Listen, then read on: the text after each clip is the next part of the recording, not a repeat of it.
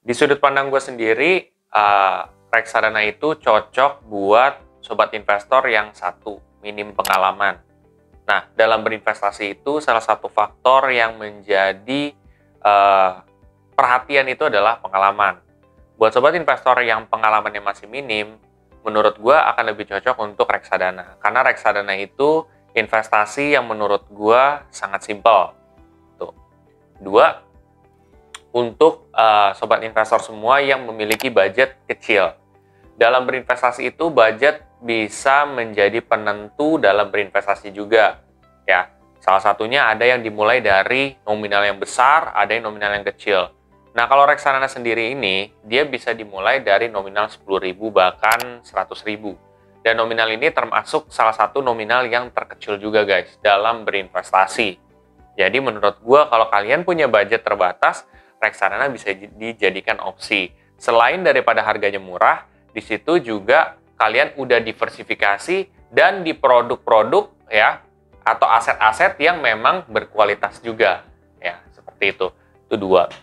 Yang ketiga, reksadana itu cocok buat orang yang sebenarnya tidak mau ribet ya.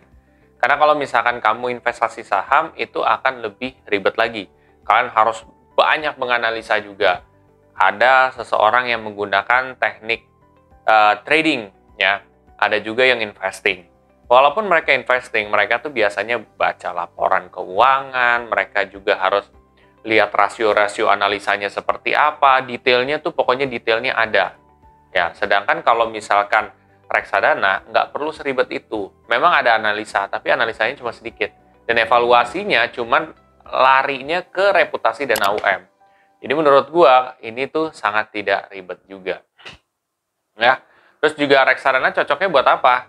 Reksadana itu cocoknya buat orang yang sebenarnya tidak berani mengambil resiko besar. Nah, reksadana sendiri memang terbagi atas reksadana pasar uang, obligasi, campuran, sama reksadana saham. Dan masing-masing daripada itu memiliki tingkat resiko yang beda-beda.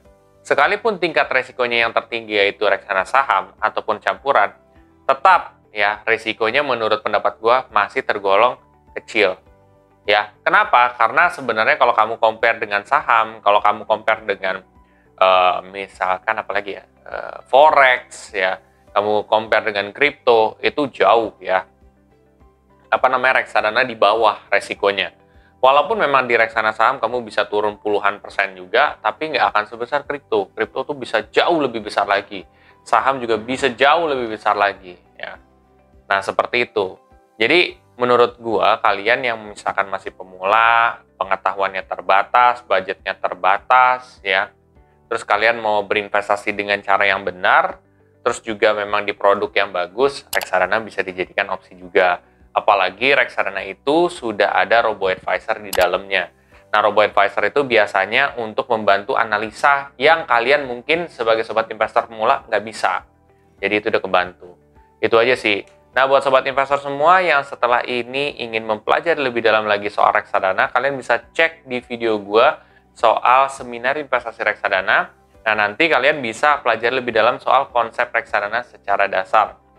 Nah, buat kalian semua yang setelah ini tertarik untuk mulai investasi reksadana di aplikasi Bibit, kalian bisa pakai kode referral gue yang ada di sini, di bawah ini, atau di kolom deskripsi.